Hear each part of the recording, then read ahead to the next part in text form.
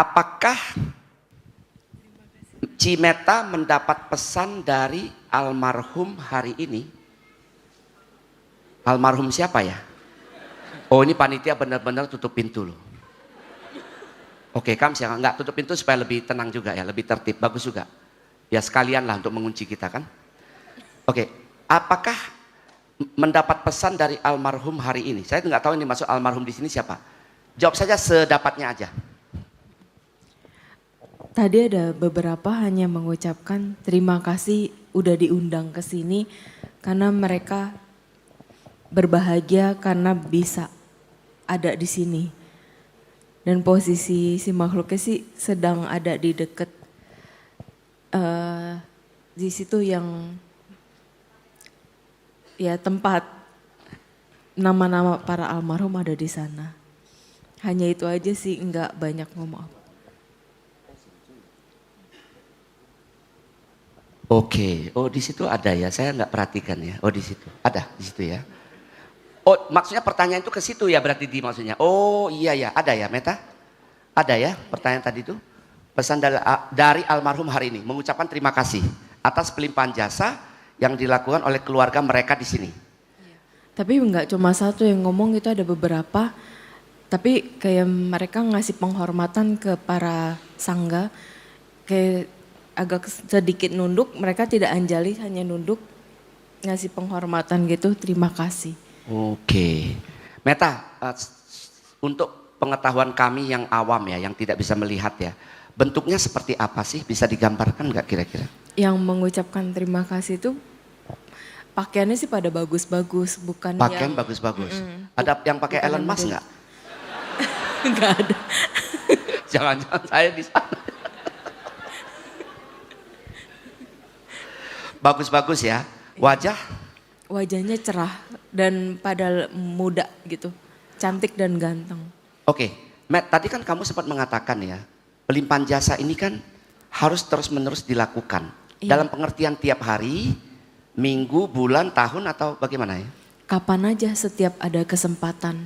Karena kalau hanya menunggu di Cengbeng dan Citgue, mereka jadinya lama untuk bisa berpindah ke alam yang lebih baik dan terkondisi kebaikan itu bisa muncul.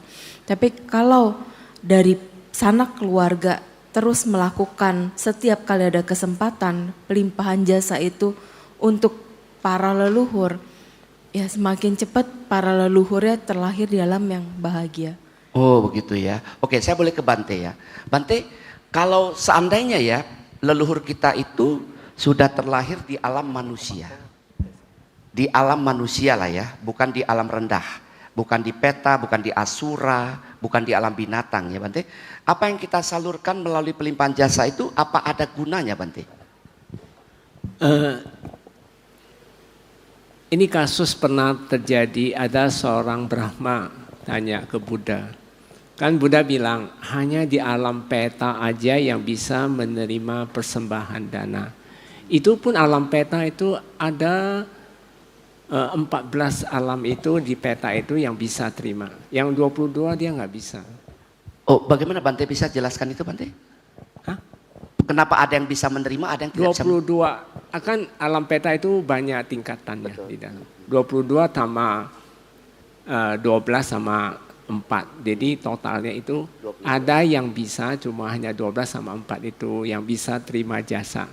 Nah, contohnya ya, kayak contoh Ibu Sariputra itu dia kan selalu makan kayak darah, ingusan. Kalau ada kecelakaan darah keluar kan dia makan itu aja. Ada muntahan dia makan kayak gitu. Nah, alam ini bisa terima dia pelimpahan jasa ini. Nah, jadi si Brahma ini dia tanya, kalau orang tua saya kalau tidak lahir di alam peta bagaimana? Lalu Sang Buddha mengatakan, tidak ada yang enggak ada di alam peta, semua ada. Jadi enggak pernah kosong. Jadi kalau kita lakukan pelimpahan jasa, ya tentunya kalau misalnya si A, dia udah lahir di alam manusia, ya kita bukan ke dia, tapi kita ke alam petanya. Ke alam peta? Ya. Kalau peta berarti bukan anggota keluarga sendiri? Ya, anggota dia keluarga juga. Dia pasti kan kita punya kelahiran kan sudah tak terhitung. Betul. Orang tua pun tak terhitung, jadi suami istri pun sudah tak terhitung, saudara juga tak terhitung dan sebagainya. Ya. Jadi alam peta yang mana? Oke, artinya betul ya. Jadi intinya saudara, nanti saya mau lanjutkan lagi pertanyaan ini, tapi intinya Bante mengatakan, karena ini menjadi kontroversial, karena ada yang bilang udah lahir jadi manusia nggak bisa.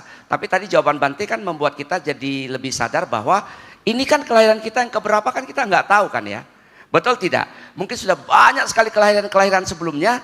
Bahkan Bante boleh ditautkan sedikit nggak Bante dengan ketika Buddha dengan Yang Mulia Ananda ke sebuah hutan, tiba-tiba Buddha menghormati bersujud di seonggok tulang belulang. Oh ya. Bisa dikaitkan ke situ nggak atau beda Bante? Sebenarnya seorang Buddha nggak pernah begitu. Nggak pernah begitu ya? Mungkin ini ceritanya agak sedikit salah. Nggak ada cerita itu ya? Nggak ada. Oh berarti nggak usah dijawab Bante kalau itu ya. Berarti nggak ada. Oke, lanjutkan tadi Bante.